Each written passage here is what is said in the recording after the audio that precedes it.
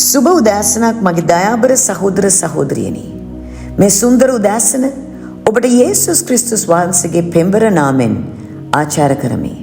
අද උදෑසනත් දෙවියන් වහන්සේගේ වචනේ අපට හෙබ්‍රූ පොතේ 11 වෙනි පරිච්ඡේදයේ 6 වෙනි පදයෙන් සඳහන් කරන දේ මෙයයි. නමුත් ඇදහිල්ල නැතුව උන්වහන්සේව ප්‍රසන්න කරන්නට නොපුළුවන මක්නිසාද දෙවියන් වහන්සේ වෙතට ළඟා වන්නා විසින් උන්වහන්සේ විද්‍යමාන බවත් උන්වහන්සේ සොයන්නන්ට විපාක දෙන කෙනෙකු බවත් විශ්වාස කරන්නට ඕනෑය.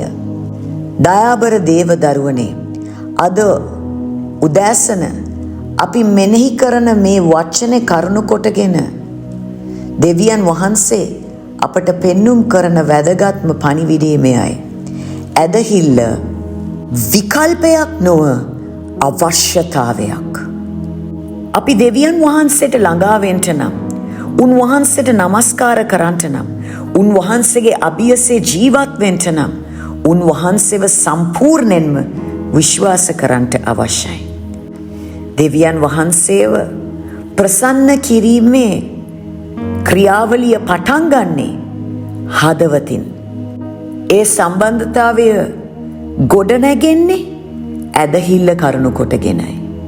අපි දවස්පතා දෙවියන් වහන්සේගේ අධිකාරීත්වය, උන්වහන්සේගේ යහපත්කම සහ විශ්වාසවන්තකම විශ්වාස කරමින් උන්වහන්සේ තුල යැපෙමින් ජීවත් වෙන්න අවශ්‍යයි. ඇදහිල්ල නැතුව අපේ යාඥා නිහඬ කාලේ, ඒ වගේම ආගමික වත්පිළිවෙල් කොපමණ අවංක වුණත් දෙවියන් වහන්සේට අවශ්‍ය වැදගත්ම කාරණය නැතුව, එනම් ඇදහිල්ල නැතුව නිෂ්ඵලයි.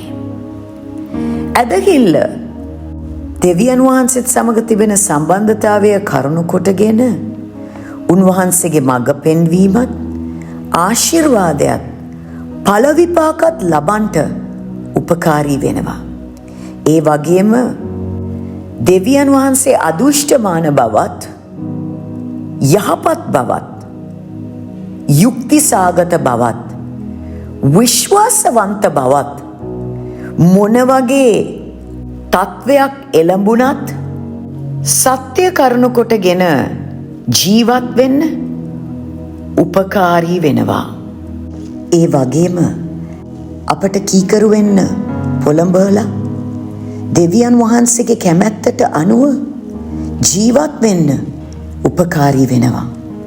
උන්වහන්සේව අවංකව සොයන අයට උන්වහන්සේ හම්බ වෙන බවත්, අමාරු කාලවල් වලදී උන්වහන්සේගෙන් ශක්තිය, සමාදානය සහ උන්වහන්සේගේ සැලසුම් අපේ ජීවිත තුළ අනිවාර්යෙන් ඉෂ්ට වෙන බවත් ස්ථීරව තේරුම් අරගෙන ජීවත් වෙන්න ඇදහිල්ල උපකාරී වෙනවා.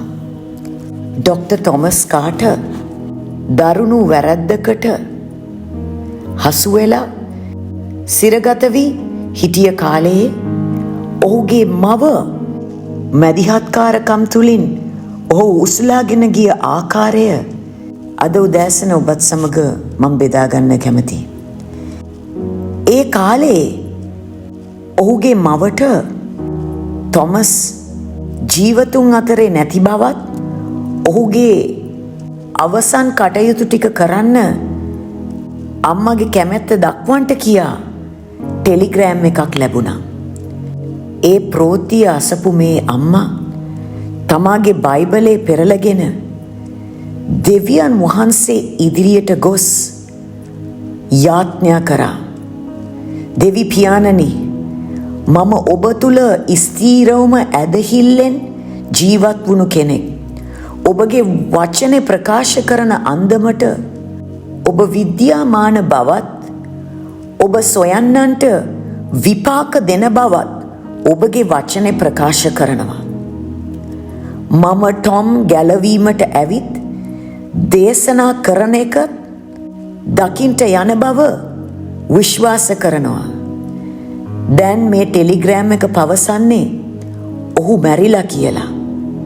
ඔබගේ පොරොන්දුව මේ පණිවිඩයට එරෙහිව සිටිනවා. කෝකද සත්‍ය? මැදිහත්කම් කරලා ඒ මව නැවත නැකිට්ටා. නමුත් නැකිට්ටේ දනගැසීම තුළින් ජයග්‍රහණේ භුක්ති විඳුනම් පස්සේ. එදාම ඒ සිරගෙදරට පණිවිඩයක් යැව්වා. ඔබට වැරදිලා තිබෙනවා. මගේ කොළුවා මැරිලා නෑ. දයාබර දේවදරුවනේ, මේක විශ්වාස කරන්ට. එදා ටොම් කාටර් ජීවතුන් අතර හිටියා. ඉන් පසුව එයා ගැලවීමට ඇවිත් සුභාරංචිය ප්‍රකාශ කරා.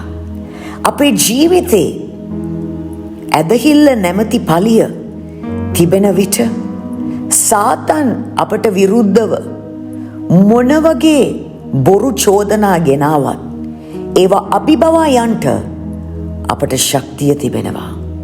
ඒ නිසා අද පටන් ඇදහිල්ල කරුණු කොටගෙන ජීවත් වෙන්න. අපි දැන් යාඥා කරමු.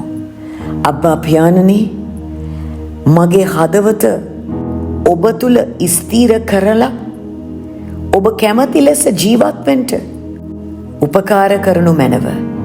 යේසුස් ක්‍රිස්තුස් වහන්සේගේ බලවන්ත නාමයෙන්. ආමේන්. ශලෝම්. මරණාතා.